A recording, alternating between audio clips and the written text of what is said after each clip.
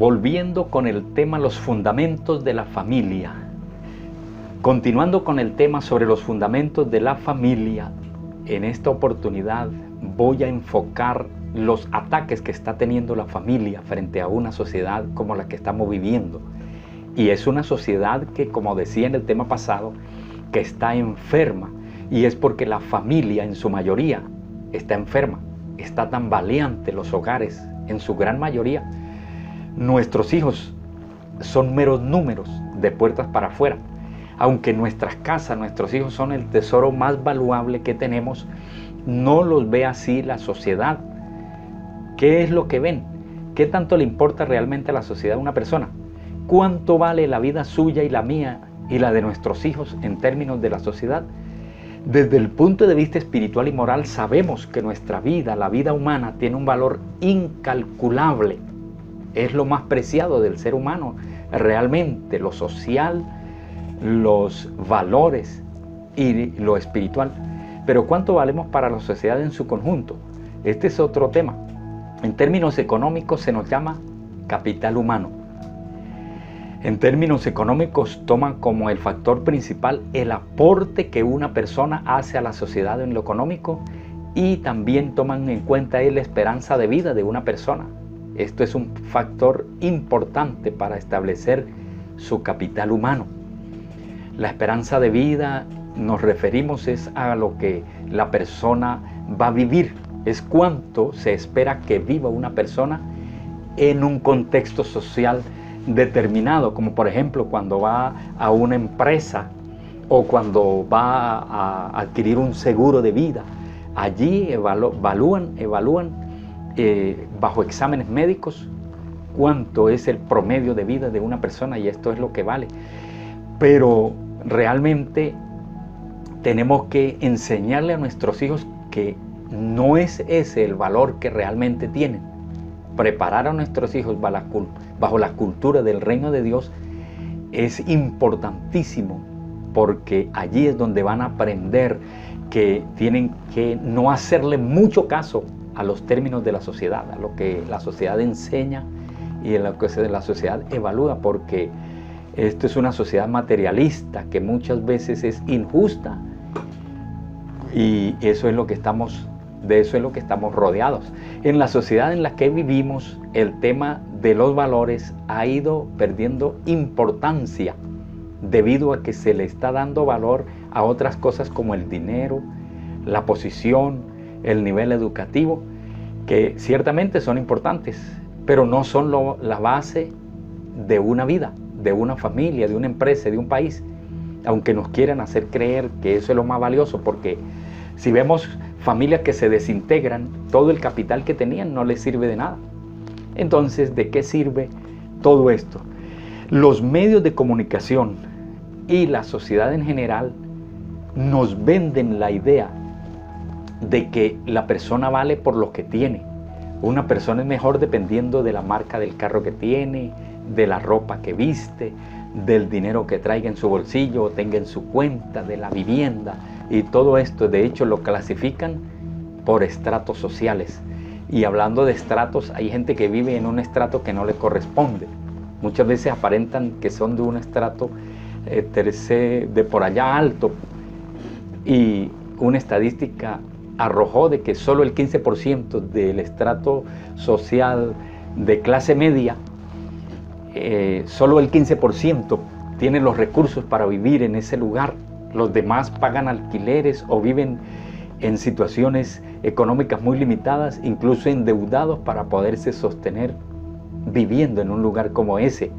Pero debemos sincerarnos a nuestros recursos y decirle a nuestros hijos que eso no es lo que ellos deben atesorar. ¿Cómo enseñarle que hay cosas que pueden escuchar y ver que no son tan ciertas como se escuchan o como parecen? ¿Cómo sería una familia, un país que no hubiera valores? Entonces tenemos que preparar a nuestros hijos para todo esto. ¿Cómo sería un país sin amor, por ejemplo? Sin sinceridad, un hogar sin respeto, sin honrar a los padres, sin obediencia, sin fidelidad, sin honradez, sin los principios morales que yo compartí en el tema pasado, que debemos enseñar dentro de nuestro hogar, ¿cómo sería eso? Sería un caos. Sería como las ciudades que registra la Biblia, como Sodoma y Gomorra, que fueron destruidas por sus pecados sexuales. Sería caótico. Ahora, es importante que enseñemos a los hijos los principios morales que Dios enseña en su palabra. Tenemos que decirle a nuestros hijos que las personas no valemos por lo que ganamos, ni por el grado o título académico que tengamos, así como no vale las calificaciones. Nuestros hijos no valen por las calificaciones que logran en sus estudios. Eso es una carga insoportable para ellos, que nosotros le hagamos esa mentalidad. Pero las personas valemos por lo que hay en nuestro corazón, porque somos hechos a imagen y semejanza de Dios, y que hay un propósito de parte de Dios para nuestras vidas. Para eso debemos enseñar a nuestros hijos los fundamentos que están en la palabra de Dios. No tenemos que buscar la filosofía, porque los filósofos mismos en su mayoría enseñan cosas totalmente que es lo que tiene desajustada la sociedad. Debemos afirmar su identidad en nuestros hijos para que no los confundan. Y esto lo voy a ampliar en el próximo tema, pero la familia y la vida están siendo literalmente bombardeadas por un lenguaje engañoso. Por ejemplo, hay un grupo minoritario de personas con una visión elaborada por personas académicas de tendencia filosófica, feministas radicales, que sostienen que el género no tiene nada que ver con las diferencias biológicas entre el hombre y la mujer, y que puede ser elegido voluntariamente el género, es decir, el género masculino, el género femenino o el sexo. A esto le llamaron ideología de género. Es una ideología, una idea de un grupo. Es una mezcolanza de ideas e incluso son disparates en cierta medida, que se han venido dando forma hace 50 años, sobre todo hacia acá. Los escritos de los supuestos arquitectos de la ideología de género se vienen haciendo ver desde diferentes contextos históricos. Por ejemplo, hay una feminista francesa llamada la profesora o una feminista llamada Simone de Beauvoir, una escritora realmente. Escribió la famosa frase: no se nace mujer, se llega a serlo. Y esto tiene un amplio tema en sus libros. Lo que aspira a esta ideología es algo tremendo, pero por ejemplo catalogan de patriarcado a la sociedad por querer sostener la existencia de distinción entre hombres y mujeres, por definir que hay hombres y hay mujeres solamente.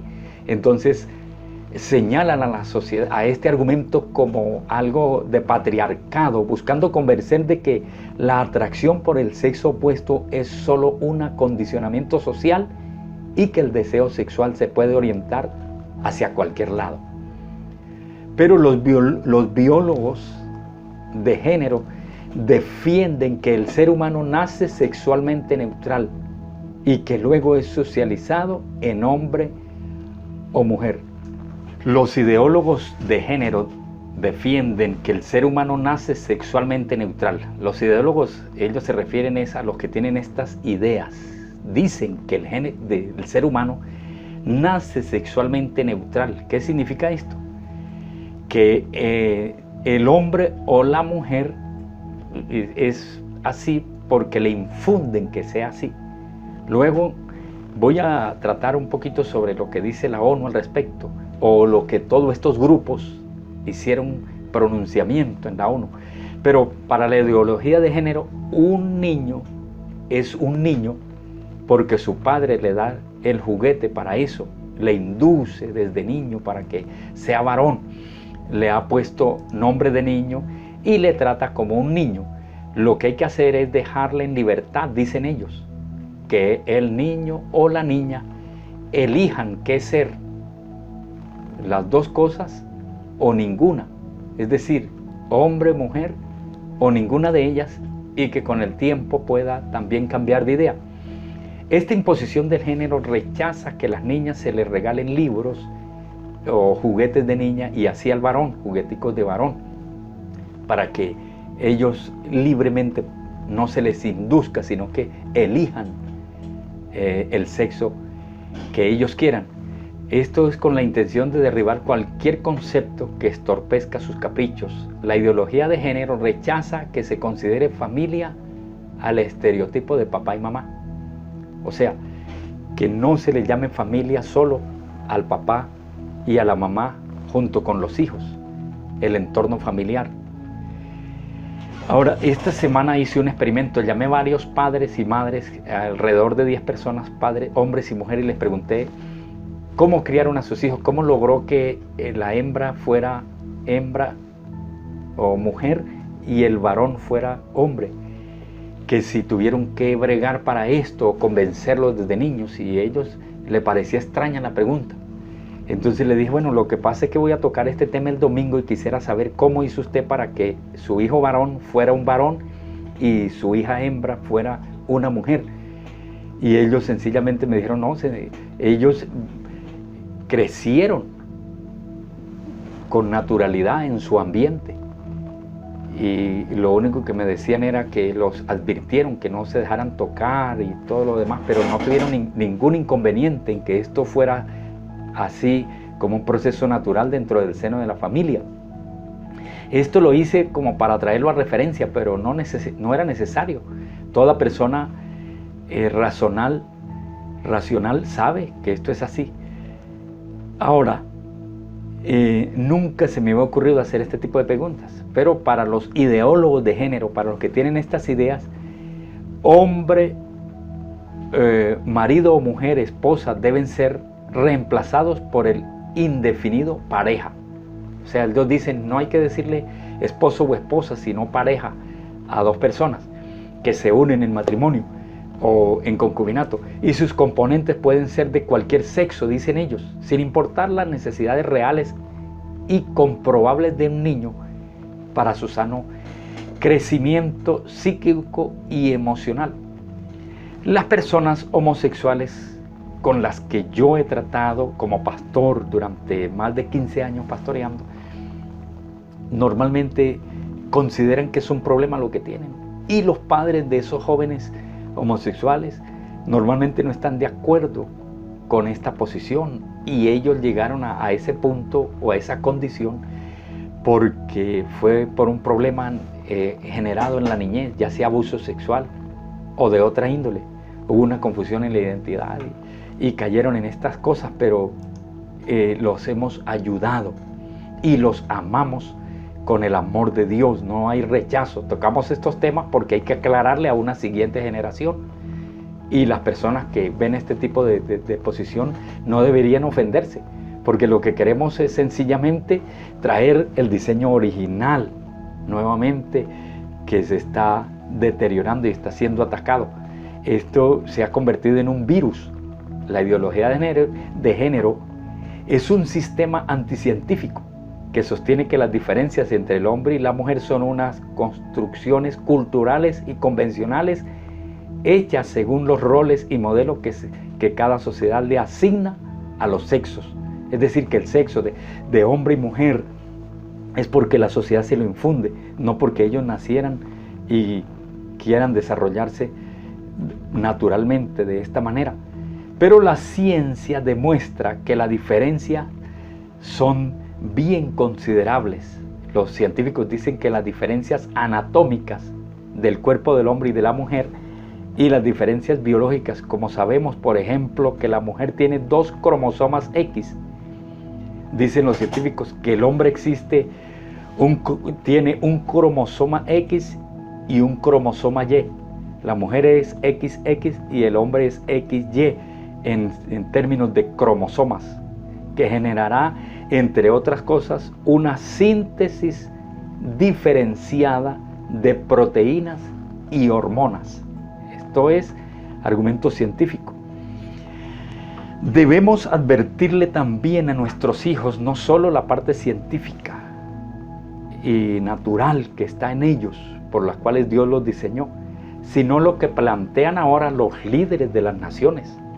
Porque ahora esto están agarrando fuerza. Por ejemplo, en la ONU, la Organización de las Naciones Unidas, en el reporte nada más y nada menos que de este año, del 2020, declararon a la Iglesia como enemiga de los derechos humanos. ¿Por qué esto? La ONU concluye que la religión en general y la cristiana en particular es un enemigo de los derechos humanos, y llegaron a esta conclusión que nosotros somos antiderechos humanos porque dicen que la libertad religiosa se usa supuestamente para discriminar e ir en contra de los derechos, de las prácticas de los LGBT, es decir, de las lesbianas, los gays, los bisexuales y los transgéneros, que los derechos humanos, según nosotros, lo ponemos en contra, que además es un movimiento que se conformó por la lucha de los derechos de igualdad para estas comunidades sexuales minoritarias. Pero esta ideología se ha difundido tanto porque argumenta que las diferencias entre el hombre y la mujer no corresponden a una naturaleza fija, sino que son unas construcciones culturales y convencionales, hechas según los roles y estereotipos que cada sociedad le asigna a los sexos. Quería enfatizar este punto porque eso es lo que ellos enseñan. Se ha difundido esta idea o ideología de género, se ha difundido porque desde muchos ámbitos, desde el poder, los líderes políticos, desde los años 60, se le dio rango científico o buscan de darle rango científico a esta invención de género o a esta ideología, con el apoyo de las Naciones Unidas, el Fondo, por ejemplo, para la Población, el Fondo para la UNICEF, para la UNESCO y para la OMS, han elaborado muchos documentos impregnados con los conceptos de esta visión anticientífica, como lo es la ideología de género. Ahora, desde las Naciones Unidas, dicha ideología pasó también a la Unión Europea. De allí se difundió por los medios de comunicación, también la llevaron a los colegios, hicieron actividades públicas. Esto es un boom y invierten muchísimo dinero. Detrás de esto hay millones de dólares que se aprovechan para sacar capitales, pero también para invertir en difusión de esta ideología. ¿Por qué se impone el invento del género en lugar de sexo? Porque para la ideología de género, y este punto es importante, el término sexo hace referencia a la naturaleza, que indica que obviamente dos posibilidades son las únicas que la naturaleza arroja. ¿Cuáles son las posibilidades? Varón o mujer. Pero los inventores de esta fantasía, la naturaleza es algo que les molesta. Según esta ideología, que busca por todos los medios imponerse desde el Estado, desde la educación y de los medios de comunicación, no existen sexos, sino roles, orientaciones sexuales que se pueden cambiar en la vida todas las veces que se quiera. Enfatizo, uno de los significados de ideología de género es la disciplina filosófica que estudia las ideas. ¿Qué es ideología? Estudiar las ideas, características y el origen de esto, pero ellos no estudian ni aceptan los argumentos científicos, lo que sostiene la ideología de género. Por ejemplo, la palabra sexo, etimológicamente es corte, que viene del latín sexus. Yo estuve investigando esto y el Señor sacó a Eva, la formó de Adán, hizo un corte, y esto es lo que significa la palabra sexo en su etimología. Y en los evangelios la mujer dice, desde el Génesis fue creada, fue cortada de la costilla de Adán.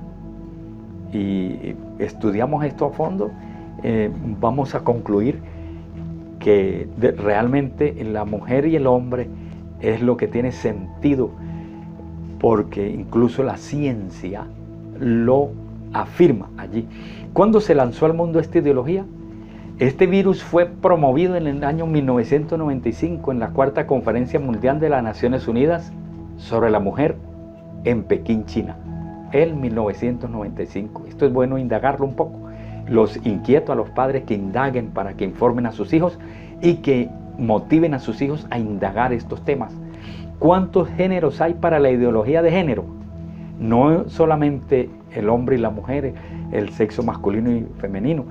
Algunos autores de la ideología de género afirman que hay diversas formas de sexualidad. Por ejemplo, heterosexual masculino, heterosexual femenino, homosexual, lesbiana, bisexual e indefinido.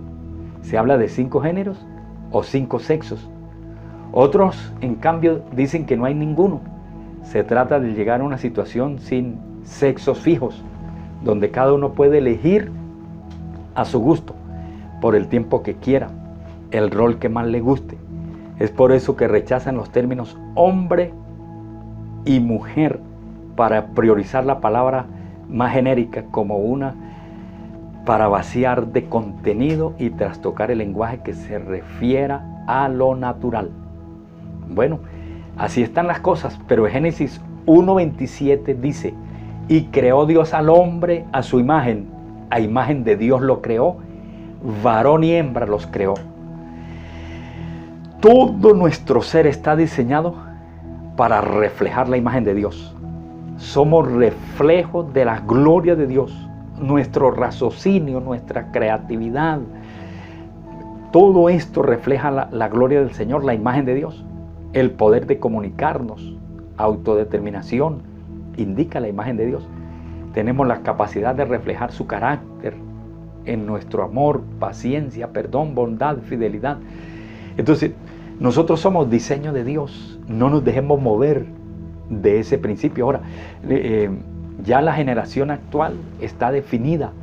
Lo que al parecer está en juego es la generación que viene emergiendo. Tenemos que cuidar a nuestros hijos, enseñarles los principios morales bien establecidos y documentarnos como padres. Yo cuando me interesé en este tema empecé a indagar qué significa esta ideología de género, qué dicen los científicos, qué dice la ciencia, qué dice la naturaleza, qué es lo que están enseñándole a la sociedad en la actualidad. Bueno, tenemos que abrir los ojos y ponernos las pilas y buscar, indagar, dedicar tiempo a esto. Es necesario hacerlo y enseñar a nuestra siguiente generación. Voy a motivarles a que infundan los valores morales a sus hijos. Vamos a orar. En el siguiente tema ampliaré un poco cada término. Padre, en el nombre de Jesús, pido sabiduría para cada padre, que cada uno pueda ser inquietado, Señor, a indagar, a enseñar a sus hijos, a fomentar, Señor, tus principios que están siendo atacados de una manera implacable como nunca antes, Señor. Mire todo lo que está pasando en el mundo y estas marchas, Señor, de festividades, Padre eterno, que están haciendo los grupos minoritarios de la ideología de género, Señor, están activos, Padre eterno, y ni siquiera esta pandemia y esta cuarentena los está deteniendo. Ayúdenos, Señor, no a luchar contra ellos, sino a tratar de mostrarles tu gran amor y tu gran misericordia, y a formar a nuestros hijos para que también tengan la sabiduría para tratar esta situación. Gracias, Señor. Amén. Peticiones de oración, consejería y mayor información de nuestro ministerio, contáctenos a través de nuestras redes sociales y correo electrónico. Te invitamos a compartir este video con tus amigos, familiares y suscribirte a nuestro canal de YouTube. Iglesia Misión de Cristo, Caracas, Venezuela.